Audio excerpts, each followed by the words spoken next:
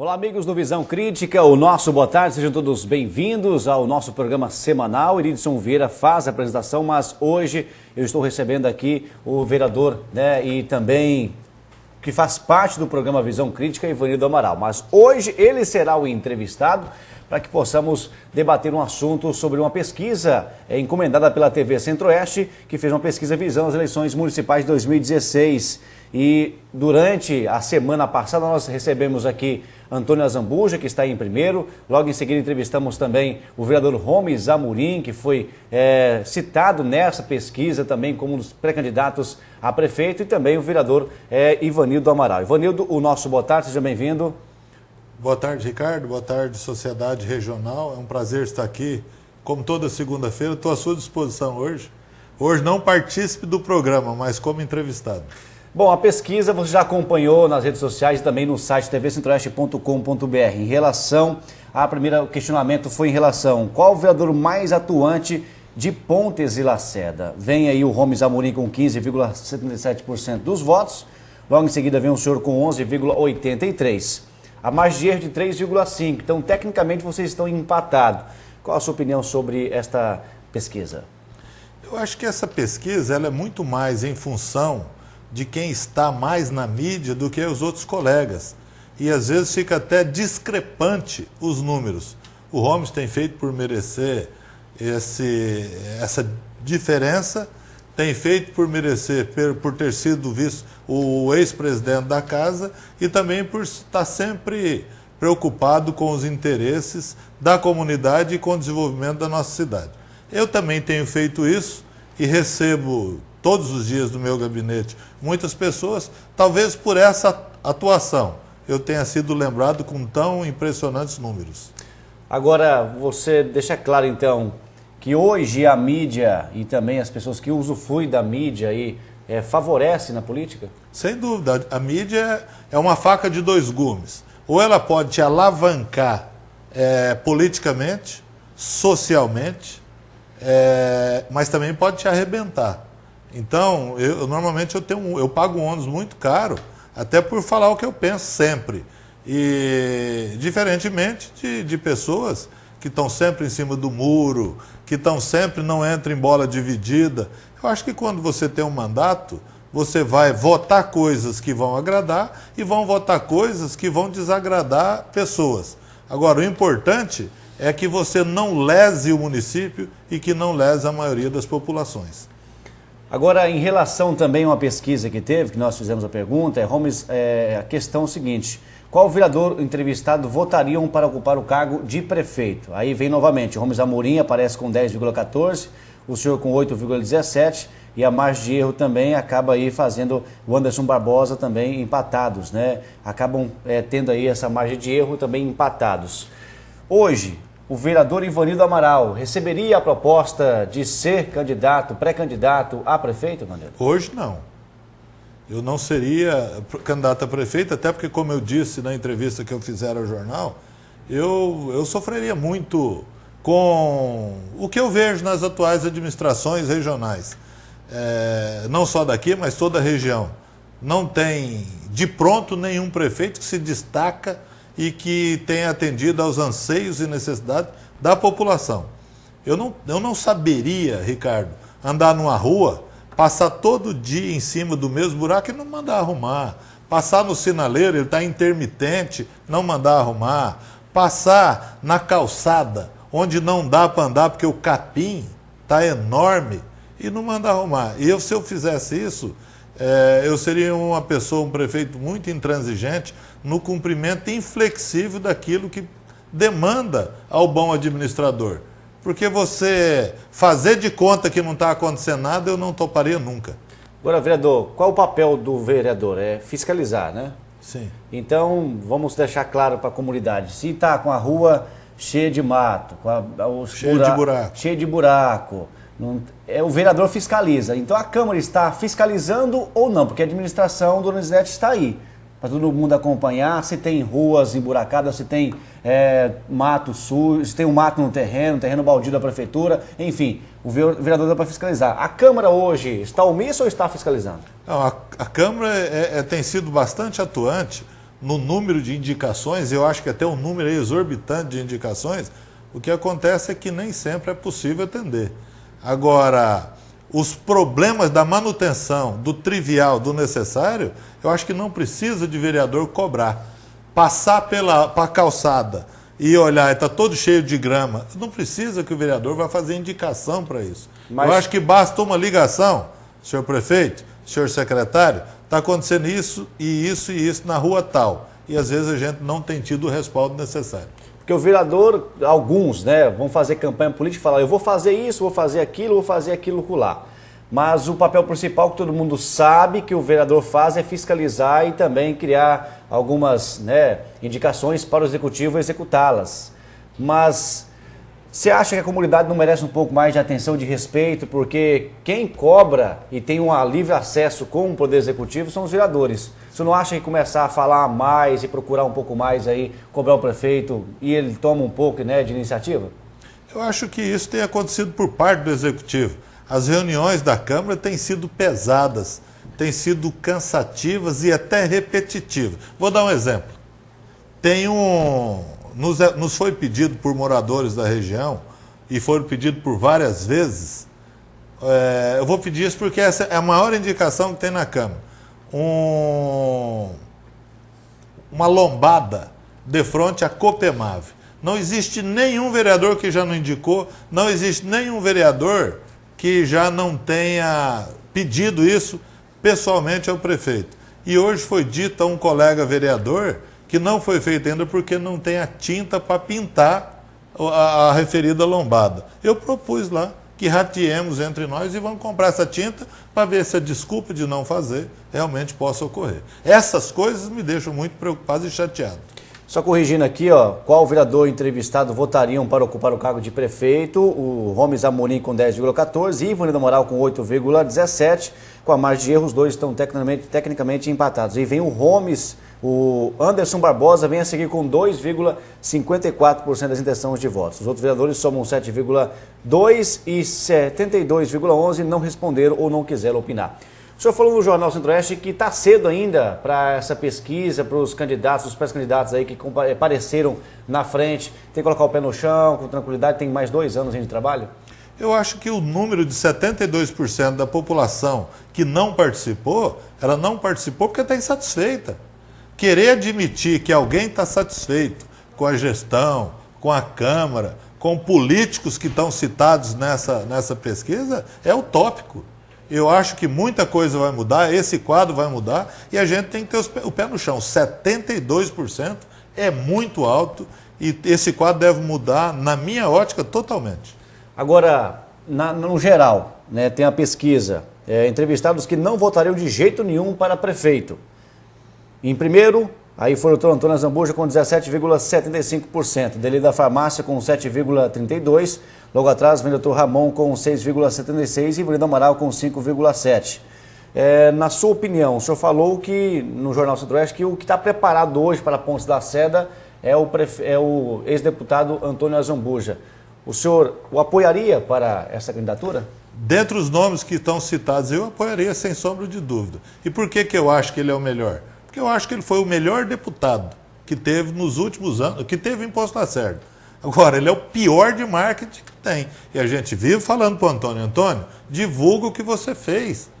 Tá? E ele disse que ao longo desse mês ele fará a divulgação, ele vai fazer e vai distribuir casa em casa. Se ele não fizer isso, ele está fechando as portas e essa rejeição de 17%, ela vem exatamente de encontro às pessoas não saberem aquilo que ele tenha feito. E ele fez muito. Eu acho que é um cara que hoje detém conhecimento de tudo que funciona no Estado e também do que acontece em Brasília. Agora, Ricardo, para ser candidato a prefeito, primeiro, tem que ser um excelente negociador. Segundo, ele tem que saber que o Estado é massa falida. Esse Estado não tem condições de arrumar nem nada para nenhum município. E que o dinheiro concentra todo em Brasília. Porque o orçamento da nação, nosso, de tudo que se arrecada nesse país, 60% vai para o governo federal. É por isso que os prefeitos estão lá com o pires na mão. E aquele que com o pires na mão não tiver respaldo, ele vai continuar com o pires na mão. Agora, na pesquisa que prevaleceu também no nosso site em relação a o entrevistado escolhesse em quem votaria para prefeito nas eleições se ela fosse hoje. Bom, e o Dr. Antônio Zambujo está com 17,75%, logo a seguir vem o vereador Ivolino Amaral com 17,46%, em terceiro aparece o Romes Amorim com 16,06%. Tecnicamente empatados, né, os três, dentro da margem de erro. Atrás aí vem o Alcino Barcelo com 7,4% e segundo o Dr. Ramon com 2,82% e o Caio com 1,69%. Você acabou de confirmar que o Dr. Antônio é o mais preparado, mas tecnicamente empatados aí pela margem de erro, vocês se vangloriam por estar bem próximo do Dr. Antônio Zambujo, que vem aí de um ex-deputado, ou vocês acham que tem que melhorar a situação para que possa ter um respaldo maior? Eu acho que é uma grande surpresa. Os números, por exemplo, para mim. Eu nunca fiz campanha para ser candidato a prefeito. Aliás, eu sempre refutei isso, diferentemente de alguns que foram citados, que trabalham diuturnamente para ser candidato a prefeito. Eles buscam isso como sendo o grande motivo da sua vida política. Esses números me trazem uma alegria política que eu não esperava nesse momento da atual vida política. Não é algo que eu pretendi, mas também não vou fugir. Se amanhã ou depois, a base que me conduziu ao cargo de vereador, a entidade que eu pertenço, os partidos entenderem que eu serei o candidato, que nós precisamos de alguém com pulso, que nós precisamos de alguém com capacidade de negociação, que nós precisamos de alguém com capacidade de não ficar em cima do muro, de saber decidir, de saber acompanhar, eu não vou fugir, não. Eu sei da responsabilidade, Ricardo, sei que eu destinaria o meu tempo todo a isso. Você tem que esquecer da vida social praticamente, da vida familiar, e você, se quiser ser um bom prefeito, tem que ser gestor, não fazendo nada errado e não permitindo que se faça. Não adianta você ter o prefeito mais honesto dos homens e o seu entorno, ou quem está do seu lado, não o acompanhe nesse ideal que é o que a população espera. Esse recado vai para o Donizete? Não, eu acho que quando você diz esse tipo de coisa, se a carapuça sirva para alguém, ele é que coloca na cabeça. Eu não estou direcionando. Até porque, Ricardo, eu sempre não uso meias palavras, não. Eu falo, Donizete, está acontecendo isso e isso eu falo abertamente. Falo para ele, falo na Câmara, falo aqui no SBT. Agora, eu acho que nós não podemos ter prefeitos que batam no peito e falam, eu não faço. Entendeu? O Donizete é um cara que não faz realmente. Está provado.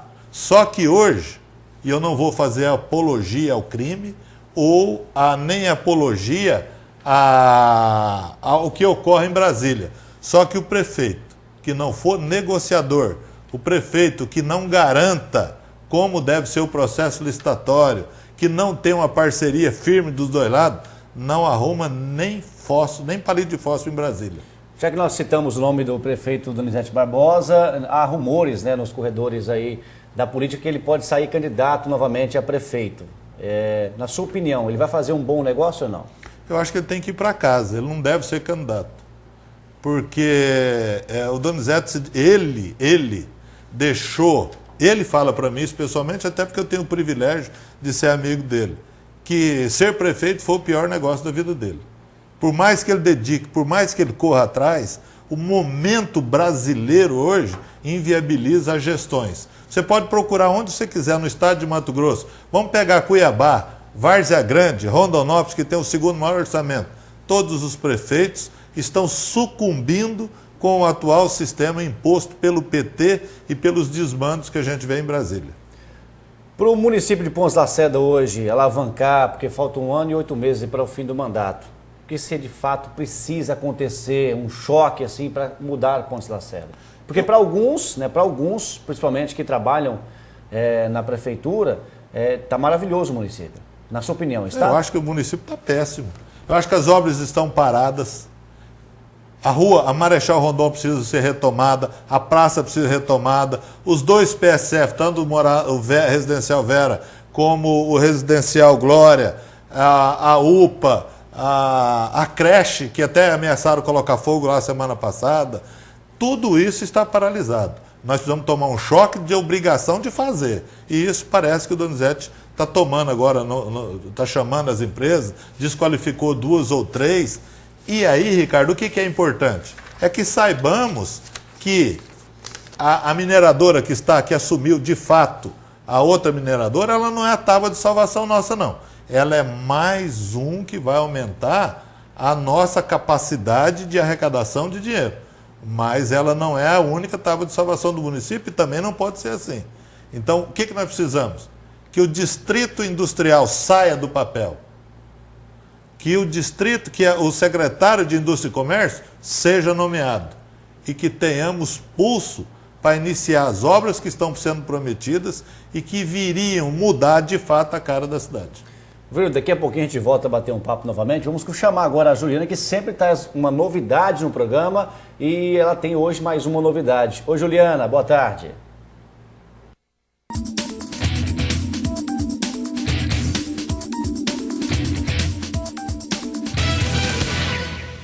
Olá, hoje eu quero falar com você que tem uma meta traçada, que tem um objetivo, enfim, que deseja chegar a algum lugar dentro de um tempo determinado. Eu quero te fazer uma pergunta inicialmente. O que você vai fazer para atingir a sua meta ou chegar onde você espera?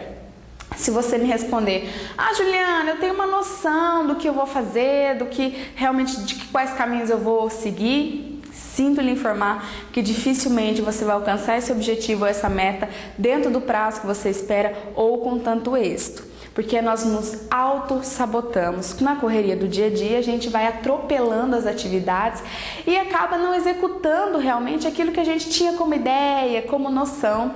Ou então se auto-sabota mudando a estratégia para o que é mais fácil no momento.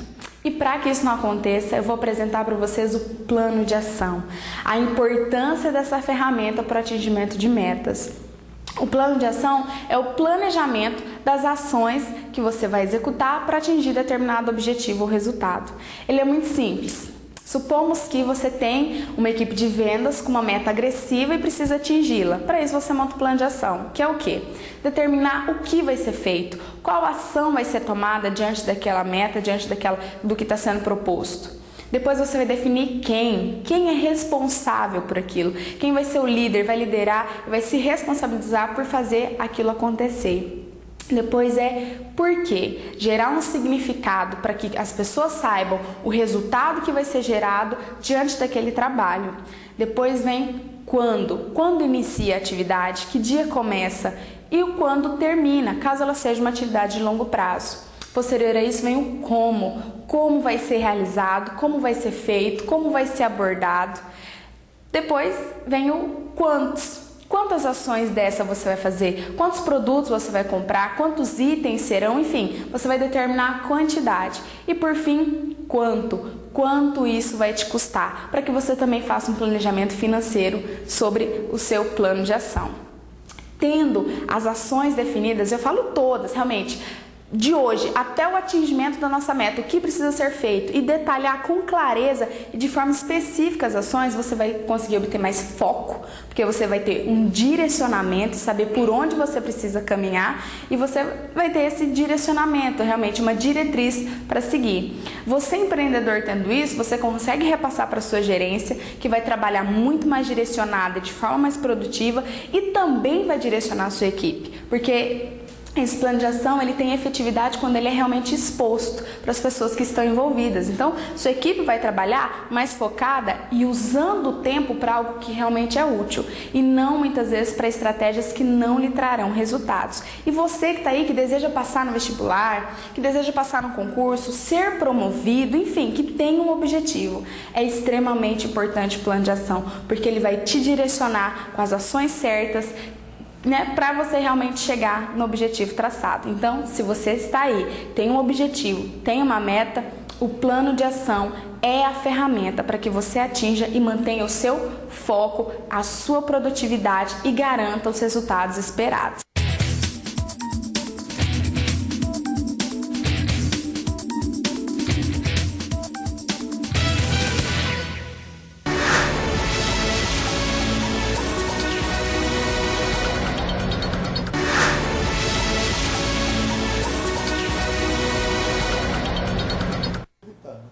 Voltamos com a segunda etapa do nosso programa Visão Crítica. Hoje está sendo apresentado por mim, estou recebendo aqui Ivanildo Amaral, que também faz parte do programa, mas hoje também ele é o entrevistado. E na segunda-feira da semana que vem, volta o Iridson Vieira.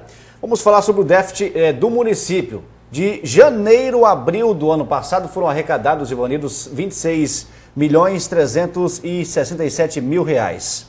No mesmo período desse ano, olha só, o município arrecadou somente aí 24.276.000 reais. Então, uma queda de 2.091.000 reais.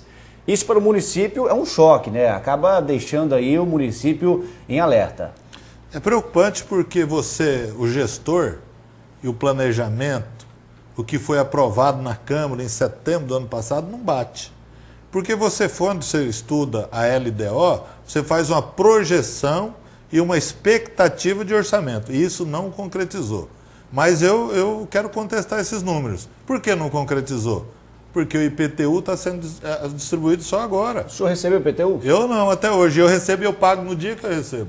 Então, por isso que eu posso afirmar que não foi, na sua plenitude, tudo recebido. E o IPTU é a segunda maior fonte de renda do município.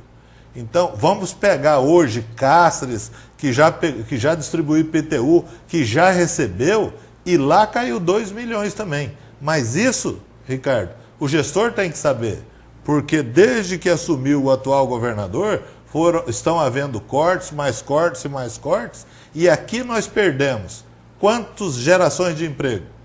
Foi embora a Alta Energia, parou uma mineradora, a outra está em compasso de desmonte, e a que nós temos como fator gerador de emprego e renda, que é a Apoena, que substituiu na quarta-feira passada a Yamana Gold, ela começa a contratar de fato a partir do mês que vem. Então, as coisas vão voltar ao seu eixo e isso, sinceramente, enquanto vereador, isso não me preocupa. Agora, Ivanildo, eu já fiz inúmeras matérias com o secretário de Fazenda, o João. Ele faz promoções, 80% de desconto se pagar em tal dia, 50% de desconto pagar em tal dia, e assim vai. Várias opções de desconto para as pessoas que estão inadimplentes com o município, ou até mesmo tem que pagar o CPTU, realizar esse pagamento. Aí nós recebemos aí esse déficit aqui, essa queda de 2 milhões. O senhor acha também que há falta de interesse por parte de alguns moradores de Pontes Lacerda? Eu acho que é oportuna a sua pergunta, Ricardo, porque a prefeitura ela não tem interesse de executar nenhum munícipe. Porém, quando você tem IPTU cumulativamente vencidos nos últimos 4 anos, o seu imóvel tem que ir a leilão. Se o prefeito não fizer isso, ele pode ser cassado por falta do exercício legal do seu mandato, por não cumprimento das normas. Ele está prevaricando da sua função. E o que acontece? Manda para a Câmara essas leis para que nós possamos ajudar esse munícipe a ir lá pagar. Com todos esses benefícios, ainda tem gente que não vai. E se você for olhar, a maioria não é o pobre o devedor. A maioria é quem tem posses. A maioria são pessoas que compraram terrenos e com o uso especulativo de apenas ganhar dinheiro, o que a gente lamenta muito. Outra opção também que pode até ajudar é em relação a terrenos sujos, né, baldios. As pessoas compram um terreno, aí vão embora daqui, ou até mesmo tem outro imóvel no centro da cidade e deixa o terreno lá para o bairro que está distante, sendo tomado pelo mato e serve para bichos peçonhentos, né? Caramujo, proliferação da dengue, o pessoal da IDMS trabalhando igual doido. E aí também para esconder moto roubada, produto roubado. Mas aí a prefeitura não faz nada. Fez a campanha Cidade Limpa, onde eu limparia o seu terreno e você pagaria no IPTU, alguma coisa desse gênero. Não foi colocado em prática. Você acha que isso ajudaria? Isso já está sendo agora tomado de efeito pelo prefeito. Eles vão limpar terreno. Haja visto que limparam, a pedido da Câmara, 2 terrenos enormes no centro da cidade, e eles vão colocar o preço no IPTU. O não pagamento desse IPTU, Ricardo, é que ensejará ao longo dos 4 anos, não pode entrar no 5º ano, senão a pessoa deixa de ter o débito com o município. Então, ele tem que executar e levar a leilão esse imóvel. Tomara que tenha um monte de imóveis aí a leilão, que pelo menos o especulador vai abrir condições para que possamos construir e quem realmente arrecadar possa deixar a cidade limpa, possa ter calçada, possa... Hoje, a acessibilidade das calçadas de Pão Lacerda deve ser a pior que a gente conhece. Ó, as despesas, né? Para a educação, 25%, 15% para a saúde, 7% para o legislativo.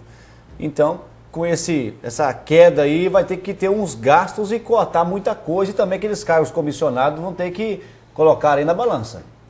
Hoje, ou você se adapta ao seu orçamento, corta onde tiver que cortar, corta na carne se for necessário, ou você não fecha números. O orçamento é matemático. Se você tira e não encontra a fonte repositora de que você tirou, vai ter um déficit ao final do ano. E aí você vai ter problemas com o tribunal, você vai ter problemas vários que tivemos ano passado e que esse ano já não tem. Eu tenho conversado bastante com o secretário de Fazenda, que é diligente, célere nas suas decisões e muito correto, e que está sempre ligado ao gabinete do prefeito. A prefeitura hoje não tem dívida salvo daquele mês no exercício. Eles equacionaram de tal forma, mesmo com essa perda orçamentária. Agora, se cortar alguns cargos comissionados aí, acho que algumas pessoas ficaram chateadas, né, Manilo? Eu acho que na administração pública não tem que ficar chateado. Você tem que tomar medidas. E se elas forem tomadas, é para o engrandecimento do todo. Quando você administra algo público, você não pode privilegiar uma minoria em detrimento da maioria. A maioria tem que ser sempre valorizada e tem que ser sempre respeitada. Isso que você coloca 15% a menos na saúde de 2 milhões dá 300 mil. 25% para a educação são 500 mil reais que deixaram de ser passados. Quem que paga isso, Ricardo? A população na ponta. 300 mil reais de medicamentos, ou de equipamentos, ou de ambulância, ou de manutenção, de ampliação de serviço, é algo que nós não podemos pensar friamente de não arrumar a casa. A casa tem que estar redonda. Agora, falando na parte de saúde, a saúde sofre muito com isso, já vem, né, decaindo no Brasil inteiro e em Ponta Lacerda não poderia ser diferente. Isso eu acho que a saúde de Ponta Lacerda tem que receber um choque, porque senão a situação pode ficar precária.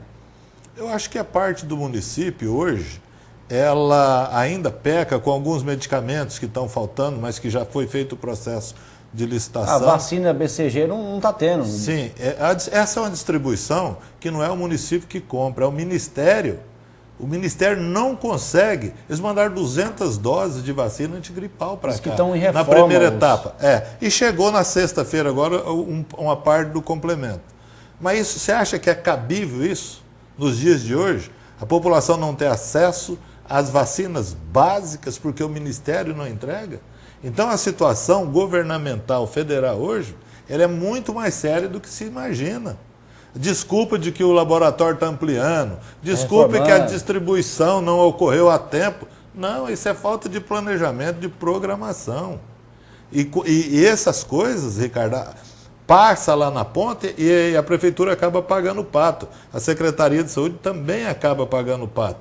Mas quando, na verdade, o artigo 196 da Constituição diz o seguinte: saúde é um direito do cidadão e dever do Estado. Ponto. Esse dever do Estado estratifica-se em dever do município, do Estado e do governo federal. O que é do município? A atenção básica. O que é do governo estadual? Até a média complexidade. E do governo federal, os exames complexos, a alta complexidade, a altíssima complexidade, que é a responsabilidade do governo federal. E esses entes somados é que dão assistência ao SUS, que eu acho que é a maior ousadia do povo brasileiro. Agora, criar o SUS deu direitos igualitários, mas não deu deveres igualitários aos entes federados, e o que é isso que a gente aqui na ponta acaba pagando.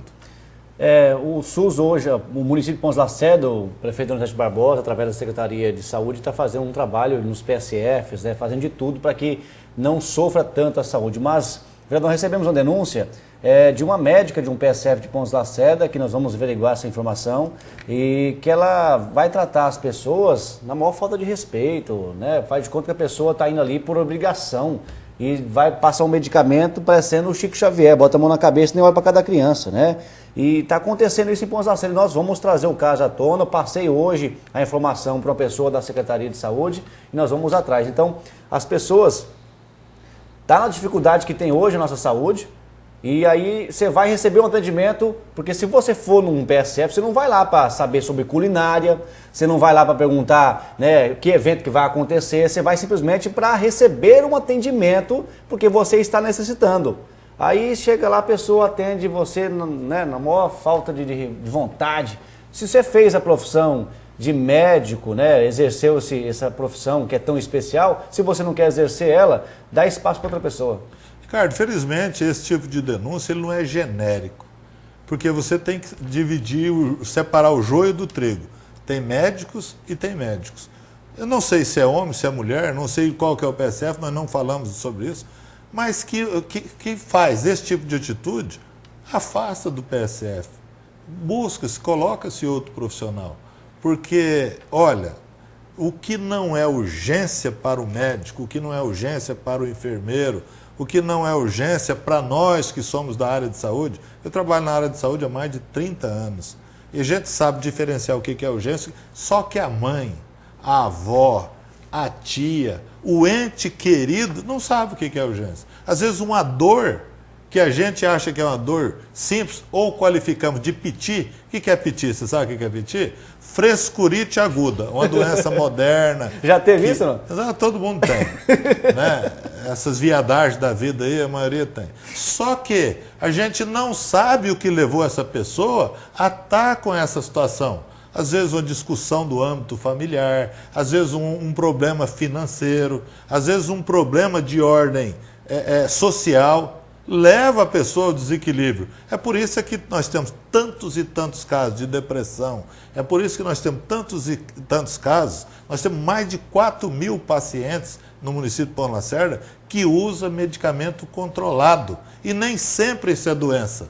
Agora, o médico é que tem que fazer a diferenciação. Olha, senhora, essa doença, ela é momentânea, eu vou dar um remédio para a senhora vai ficar boa amanhã. Às vezes, o paciente foi na unidade apenas para ter uma palavra amiga. E é isso que nós precisamos. Gente com capacidade de ser amigo e não adversário. Mas isso aí não foi com gente adulta, não. Foi com criança de 5 anos de idade. E se o meu filho, por exemplo, tem um recado para as mães e para os pais também. Se o meu filho um dia está com febre, tomou um remedinho ali que é o normal, né? A gente tem aquela farmacinha em casa. Caseiro. Não deu certo, já começou com febre de novo no outro dia, 3, 4, 5 dias. Aí lá pelo 6º dia você vai levar a criança no médico. Me sinto muito, você não pode ser chamado de mãe nem de pai não, porque se minha criança está com febre primeiro dia ou segundo, eu já vou levar no médico, porque eu não sou formado na área e eu vou levar no médico para saber o que está acontecendo de fato, porque já aconteceu o caso de crianças estar aqui passando mal, o pai deixa para amanhã, não estava com tempo, e vai indo, a criança entra no hospital, morre depois de uma infecção generalizada, aí bota a culpa no hospital, no clínico, no corpo clínico lá do hospital. Então a responsabilidade também é dos pais. Na verdade, o pai, ele sempre fica naquela, se eu for lá não vou ser atendido, se eu for lá vai demorar. Mas isso mudou no Santa Casa. A triagem, isso graças mudou a nos Deus. PSFs também. Hoje você tem um serviço de triagem e o médico é comunicado de forma incontinente e rápida, essa criança está com febre de forma repetitiva e a família não conseguiu debelar.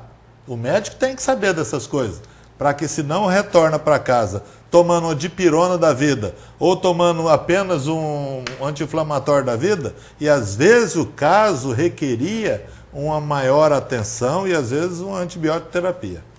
Eu vou na Secretaria de Saúde fazer matéria e a Tatiana, você conhece muito bem, excepcional, é uma pessoa que todo momento está ali resolvendo situação, está resolvendo um caso em PSFs, um caso ali no SEM, enfim, uma pessoa que tem uma responsabilidade, uma 24 horas no ar, né, Ricardo? Trabalha demais, tá? Parabéns pelo trabalho realizado e entre outras também, pessoas que trabalham na saúde aí, parabéns pelo trabalho. Mas nós vamos trazer à tona esse caso e dessa denúncia que nós tivemos para saber o que de fato aconteceu. Talvez também a mãe, você sabe, né, naquela ansiedade, naquela afobação de querer a criança ser atendida o mais rápido possível, acaba também acontecendo alguns imprevistos. Mas a obrigação do médico, o médico é igual nós trabalhando na TV e rádio. Você não tem, os ouvintes em casa não querem saber se você está passando mal, se você está com situação financeira ruim. Tem que passar com credibilidade a informação e sorrindo, se for preciso. E os médicos também. O paciente não quer saber se você está... O paciente é psicólogo, né? Não quer saber se você está doente, se você está passando por dificuldade, necessidade, se você brigou com a sua esposa, se largou seu marido. Quer saber que eles estão ali para ser atendidos. Só isso. A gente aqui só tem que ter um cuidado. Não generalizar. É claro. Trata-se de uma única unidade isso. E que talvez... E são 7 denúncias. 7. E talvez isso possa ser debelado, pode ser resolvido com uma conversa entre a coordenação, entre o secretário e o próprio médico. Às vezes esse médico e a população não tem culpa, está com um problema e que a secretaria também possa resolver. É isso que nós esperamos. Eu acho que uma boa conversa, uma boa cobrança, não resolveu, não resolveu. Obrigado, doutor, ou obrigada, doutora. Obrigado pelos relevantes serviços prestados, mas nós vamos trocar a senhora ou o senhor. Acho que é isso. É isso mesmo. Só isso que a gente deseja. Ivanildo, obrigado aí pela sua participação, foi um prazer. Eu gosto muito de entrevistar você, porque você é uma pessoa que responde o que a gente quer saber. E obrigado mais uma vez. E parabéns por aparecer na pesquisa, deixar bem claro que você não fez campanha e está aí se colocando à disposição da comunidade. Você deixou claro aqui que de agora não é candidato, pré-candidato a prefeito, mas eu acho que Pontes Lacerda ganharia muito também com você aí, com essa oportunidade da democracia de levar o seu nome aí para os munícipes. Obrigado pela sua participação. Ricardo, obrigado. É mais uma vez um prazer e um privilégio estar aqui. Eu considero, e os colegas da Câmara me consideram privilegiado por ter essa tribuna. Eu estou toda segunda-feira nesse programa há mais de 2 longos anos.